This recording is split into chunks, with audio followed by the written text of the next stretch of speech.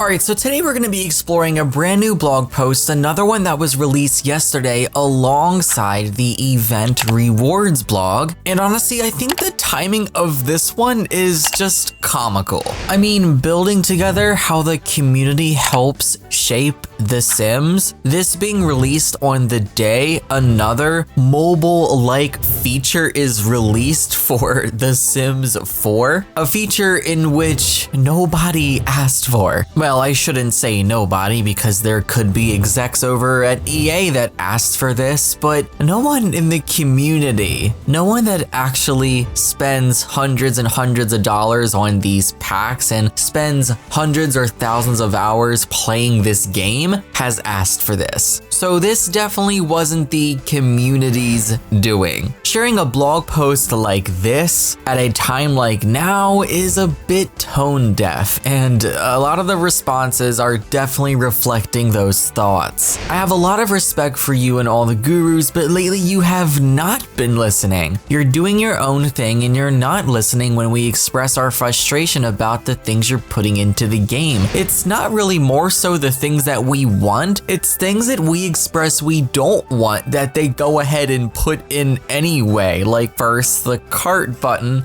and now the login rewards. You know, honestly at this point, I wouldn't be shocked if they even put advertisements on the reward screen so that they can even earn a little more money just from us clicking to claim our free rewards. I mean, we already know that EA as a whole is looking into newer ways to put ads in the game and make them a part of our gaming experiences. I don't know how that's going to work, but they're looking into even that right now. So I wouldn't be surprised if one day we saw advertisements on our loading screens while switching lots or going in and out of Create a Sim, or even possibly on the billboards in San Myshuno. Those types of things being integrated into the game are a real possibility, and it's honestly terrifying. Alright, so let's jump into this thing and see what EA has to say about how the community is helping shape The Sims. Like any good game studio, we at Maxis want our team to feel empowered, to let their creativity flourish. But in our case, it's just as important for our community to feel the same. From the beginning, we've worked hard to make games that give players the tools they need to tell their own stories. With The Sims 4, community creations have become an absolutely vital part of the whole experience, so it's become even more important for us to ensure players have the tools to experiment and find inspiration. And that means making sure we're consistently connecting with the community and always aware of what's inspiring our players. You know, I also think it's important to make sure that you're always aware of what is not inspiring your players and what rubs your players the wrong way. And we have been very, very vocal about these mobile game tactics. First, the shop button again, and now this with event rewards. And we just can't help but feel, well, if we've gotten these two things in such a short amount of time, what is going to come next? Where is this going to branch off to? It's just surprising to me how they were hyping this up for so long. We have a big surprise. We have a surprise. 2 more weeks. Like, they really thought deep down that we were going to love this. That really shows you, I don't think we have this connection with the Sims team the way they think we have this connection with them. I don't think they know us at all, and I definitely don't think they know what we want at all, despite us telling them over and over again what we do and don't want. We know EA's looking into implementing ads in-game, and honestly, some of us at this point would not be shocked if you guys committed to a full-on battle pass, where you have to pay a set amount of money to unlock things in your game as you play or as you complete quests. We all know that's where this is likely heading if you introduce free rewards in this battle pass style. So let me ask you, are you listening to us? Are you aware of what we do and don't want in The Sims 4? That goes both ways. I feel like Simmers are definitely very open and very expressive about the things that they want to see come to The Sims 4, the changes and improvements. That also includes packs and DLC. That's probably one of the biggest things we are open about. about, but I also feel like we are just as open about what we don't want to see The Sims 4 become. But is EA just choosing to ignore us? Do they just simply not care? In order to maintain that crucial connection, we rely on committed community managers like Mindy Day and Shawnee, who help us stay in touch with our fans in various ways. We heard through player surveys that they want to hear more from us more regularly, says Senior Manager of Community Management Mindy Day, so we've been busy experimenting with new ways to provide more transparent updates through things like our laundry list blogs and Behind the Sims video series. We also do live streams on Twitch and YouTube, and we recently launched the Sims Discord server, which has grown to 45,000 members and supports 5 languages. The new space lets us host fun challenges, chat with members directly, and celebrate community creations in between more traditional updates. Yes, all of those ways and more are great ways to be transparent with us, but if we're talking behind the Sims, we haven't had one of those in a hot minute with no word on when we could expect another one. I mean, there wasn't anything on the roadmap talking about Behind the Sims. I guess we could receive one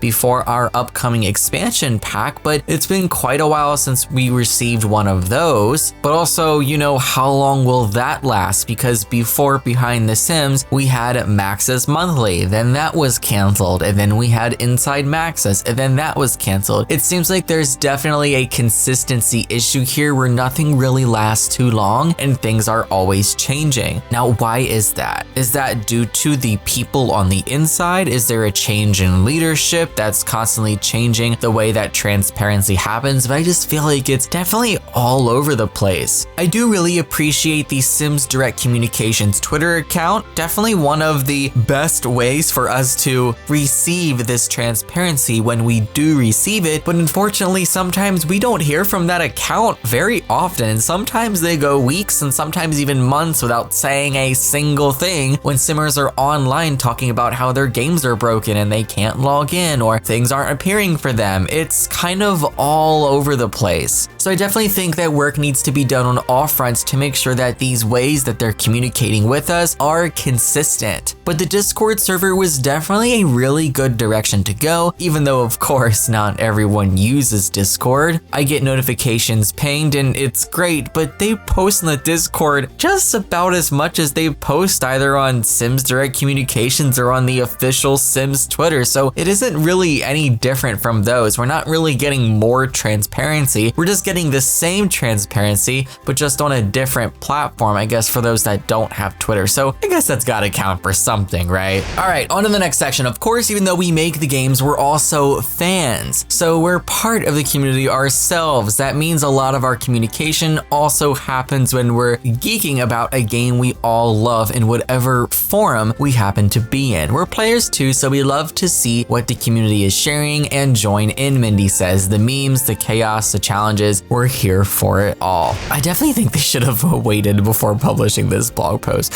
or at least published it like a week or two ago, or waited maybe another couple of weeks. This was definitely really bad timing to put out something like this when you guys roll out something that just really divides the community and kind of makes them question what the heck is going on with this game. Not the best move, I'm gonna be honest. These are all great ways to share new developments and get general feedback, but there are times when the team is looking for input about very specific features. In cases like these, we turn to our community councils, groups of super fans we call on when we need acknowledgeable folks outside the studio to give us new perspectives. These are some of the most passionate simmers out there, says Global Community Manager Shawnee. We consult with storytellers, world builders, save file creators, system modders, and custom content creators from all over the world throughout the process of developing packs. They get early looks at things like new gameplay mechanics, create SM features, and build by items, and provide feedback.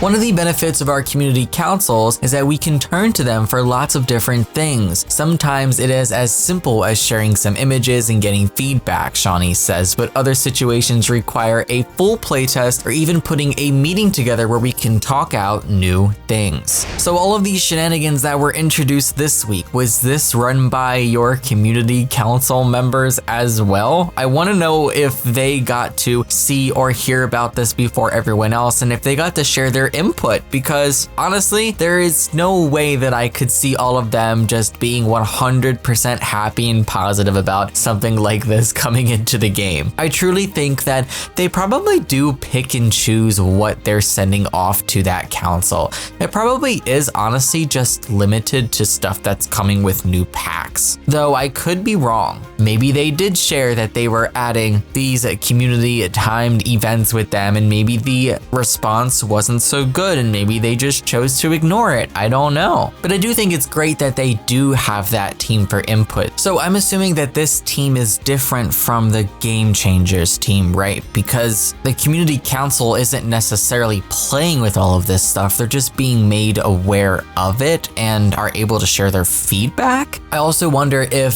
some EA creators are also a part of this community council program as well, because it seems like from what I'm reading here, they are two completely separate things. One of the most exciting ways we get to interact with the community though is when we work with creators to bring their work into the game itself. We love to collaborate with players directly to develop gameplay, Mindy says. Some of our first creator collaborator kits include the first Fits kit with X Urban Sims X, the Desert Lux kit with Avalon, and the Pastel Pop kit with Plumbella. We have also been working with talented lot builders in our expansion packs since then. You know, that is one thing that I will give the Sims team. I will give 10s where 10s are due, and I can absolutely give them this for the pack collaborations. I've been saying for a while, we need more collaborations, and also we need more representation, and they kind of have been doing the thing with representation, and also with these collaborative packs. They've been collaborating with the community, not just with their EA creators, but also with some that are outside the creator network as well. These are the types of things that we need to consistently be seeing all the time. And I would say the past year or so, they've been doing a really good job with that, so props to them. These collaborations can take a few different forms. For kits, we do full collaborations where the creator shares their ideas and our team makes them in-game, Shawnee says. We take the creator through the journey from the concept stage to the final assets to make sure the creation is matching their vision until they take one of your assets out of your kit and put it behind a free timed event. Okay, I'm moving on now, I promise. With the larger packs, there's room for a broader range of collaboration. Some creators focus on items like Aretha B's jewelry set in the Crystal Creation Stuff Pack. Others put their architectural skills to work building lots to include in a pack, like Chrissy YouTube, Simproved, Ninster, and Dr. Ashley did with the Horse Ranch expansion pack. Building in The Sims 4 is pretty advanced, Shawnee says, so it's very helpful for players to have pre-built lots. So when we're planning a new pack, we work across our team to identify the best of the best builders out there who align with the current pack's theme. We give them early access to the game to build their lots, and then we work with them on revisions to make sure their work fits the pack theme. Yeah, this is definitely a really important part of a new expansion pack. Honestly, even for new game packs, anytime we get a new world, we need to have a pre-built, and we don't want EA pre-builts because